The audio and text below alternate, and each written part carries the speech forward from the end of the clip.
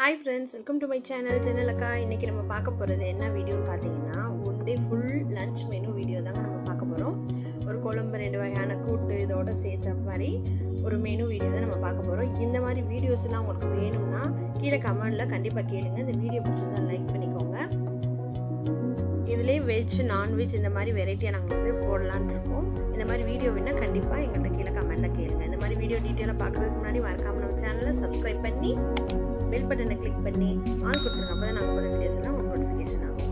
First வந்து பூண்டு குழம்பு வைக்க போகிறோம். பூண்டு குழம்புக்கு ஒரு 20 பல்லு பூண்டு, 2 பெரிய வெங்காயம், 3 மீடியம் சைஸ் தக்காளி. இது எல்லாத்தையும் கழுவி நல்லா நைஸாக பேஸ்ட்டாக அரைச்சி எடுத்துக்கிற போகிறோம். ஒரு சட்டி அடுப்பில் வச்சு சட்டி ஹீட் ஆனதும் 2 குழிக்கரண்டி அளவுக்கு எண்ணெய் சேர்த்துக்கோங்க. வெந்தய சோம்பு தாளிக்கிறதுக்கு தேவையான அரை டீஸ்பூன் வந்து சேர்த்துக்கோங்க. வெந்தய சோம்பு வந்து நல்லா பொரிஞ்சு வந்ததுக்கப்புறம் நம்ம அரைச்ச பேஸ்ட் இருக்கு இல்லையா, தக்காளி வெங்காயம் பூண்டு, அதை வந்து எண்ணெயில் அப்படியே சேர்த்துக்கிற போகிறோம். சடசடன்னு தெரிக்கும், அந்த மாதிரி தான் நம்ம சேர்க்கணும். கொஞ்சம் நேரத்தில் அது வந்து அப்படி இதாகிடும்.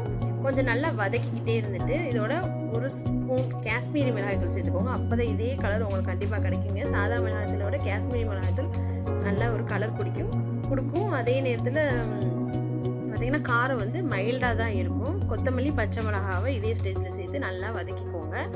நல்லா அதோட பச்சை வடை போகிற அளவுக்கு நல்லா வதக்கி எடுத்துக்கோங்க. அது பச்சை வடை போனால் தான் இந்த மாதிரி மேலே எண்ணெய் வந்து உங்களுக்கு தெளிஞ்சு வரும்.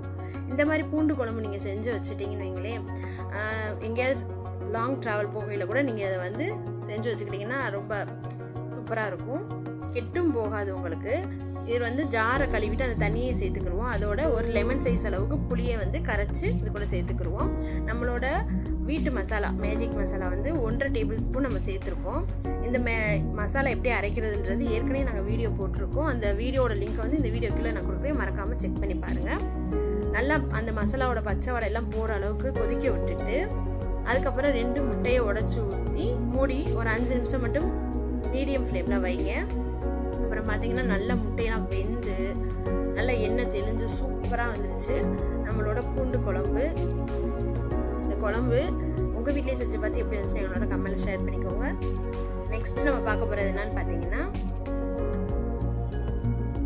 நல்லா இந்த மாதிரி எண்ணெய் தெளிஞ்சு வந்ததுக்கப்புறம் அடுப்பு ஆஃப் பண்ணிடுங்க. அவ்வளோதான், பூண்டு குழம்பு ரெடி. இப்போ வந்து பாலாக்கீரை பருப்பு கூட்டு நம்ம பார்க்க போகிறோம். ஃபஸ்ட்டு கீரை எப்பயுமே இந்த மாதிரி தனியாக நல்லா ஒரு பெரிய பவுலில் தண்ணி நிறையா விட்டு அலசி எடுத்துக்கோங்க. அப்போ தான் அதில் எதுவும் பூச்சி இந்த மாதிரி எது இருந்தாலும் போயிடும். அப்புறம் நல்லா அதை பொடி பொடியாக வெட்டி எடுத்துக்கோங்க கீரையை. இப்போ ஒரு கடாய் அடுப்பில் வச்சு சட்டி ஹீட் ஆனதும் கடுகு உளுந்தம் பருப்பு சீரகம் தாளிக்க சேர்த்துக்கோங்க. எப்பயும் கீரைக்கு வந்து சீரகம் சேர்த்துக்கோங்க, நல்ல ஒரு ஃப்ளேவர் இருக்கும். சீரகம் சேர்த்து சீரகம் நல்லா பொரிஞ்சு வந்ததுக்கப்புறம் 2 வரமிளகாவை கிள்ளி சேர்த்துக்கோங்க.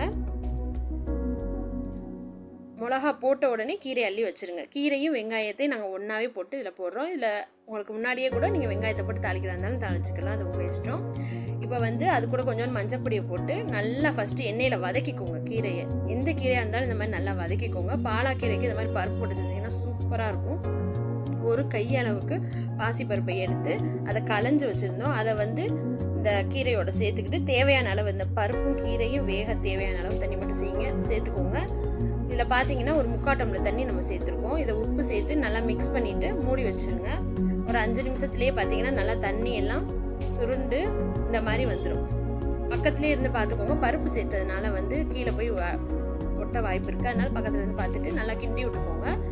கிண்டி விட்டு தண்ணி சுண்டி வந்ததுக்கப்புறம் கிண்டிக்கோங்க. ரொம்ப தண்ணி ஊற்றுனீங்கன்னு வைங்களேன் குழஞ்சது மாதிரி ஆயிரும். பருப்பு போட்டு இந்த மாதிரி கீரை செய்யும்போது ஹோம்மேட் நெய் இருந்துச்சுன்னா கண்டிப்பாக ஒரு ஸ்பூன் கடைசியாக சேர்த்துட்டு கிண்டி விட்டு அடுப்பு ஆஃப் பண்ணிடுங்க. அவ்வளோ டேஸ்ட்டாக மனமாக இருக்குங்க அந்த கீரை. குழந்தைகளுக்குலாம் கொடுங்க, ரொம்ப ஹெல்த்தி. இப்போ பார்த்தீங்கன்னா சீனிய வரக்காய், இது வந்து 1/4 கிலோ சீனிய வரக்காவை நறுக்கி வச்சுருக்கோம். அது கூட வெங்காயம் தாளிக்க வெங்காயம், பட்டை மிளகாய். கடாய் அடுப்பில் வச்சு சட்டி ஹீட் ஆனதுமே 2 ஸ்பூன் எண்ணெய் சேர்த்துக்கோங்க. எண்ணெய் காஞ்சதும் கடுகுந்தம் பருப்பு சேர்த்துக்கோங்க. கடுகுந்தம் பருப்பு சேர்த்ததும் கடுகுந்தம் பருப்பு வந்து வெடிச்ச உடனே வெங்காயத்தையும் வரமிளகாவையும் சேர்த்துக்கோங்க. அதையும் லைட்டாக வதக்கிட்டு அந்த வெங்காயம் வந்து கண்ணாடி பதம் வர்ற அளவுக்கு நல்லா வதக்கிக்கோங்க.